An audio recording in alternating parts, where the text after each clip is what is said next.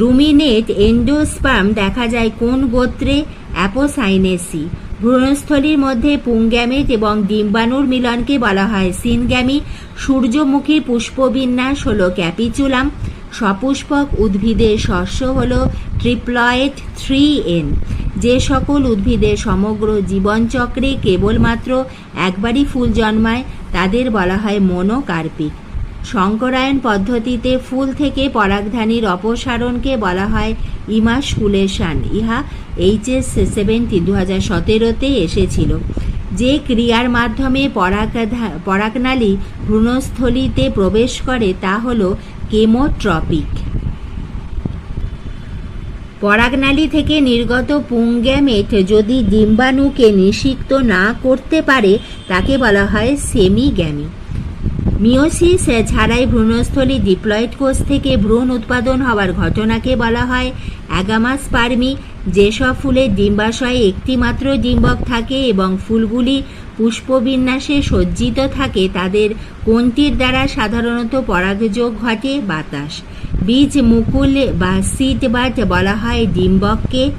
মনোথিকাস পরাগধানীতে দুটি পরাগথলি থাকে তাই একে বলা হয় বাইস্পোরাঞ্জিয়েট।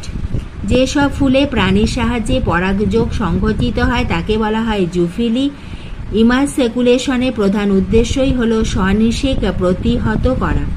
34 কোয়েশ্চেন, উদ্ভিদের একটি বিশেষ ধরনের জনন যেখানে পুংগ্যামেট ও স্ত্রীগ্যামেটে মিলন না হয়েও অপত্য সৃষ্টি হয় তাকে বলা হয় অ্যাপোমিক্সিস।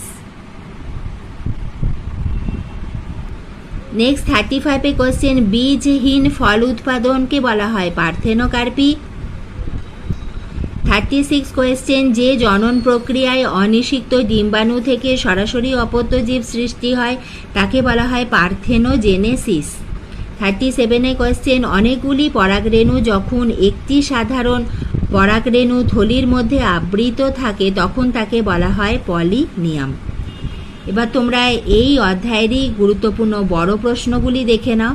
এক একটি ট্যাপেটাম স্তরে বিশেষ কয়েকটি কাজ: মাইক্রোস্পোরোজেনেসিস, পরাগরেণুর গঠন, ডিম্বকের গঠন, নিষেকের আগে ডিম্বকের ভিতরে পরিবর্তন সমূহ, অটোগ্যামি কয়ভাবে ঘটতে পারে ও কি কি, ইতর পরাগযোগের অভিযোজন, ইতর পরাগযোগের সুবিধা ও অসুবিধা, পুংলিঙ্গধর ও স্ত্রীলিঙ্গধরের উৎপত্তি, নিষেকের তাৎপর্য, সুবিধা ও অসুবিধা, অ্যাপোমিক্সিস এবং পার্থেনোকার্পি। তাহলে আজ আমি তোমাদের সেকেন্ড চ্যাপ্টারের খুবই ইম্পর্টেন্স ছোট প্রশ্নগুলি এবং বড় প্রশ্ন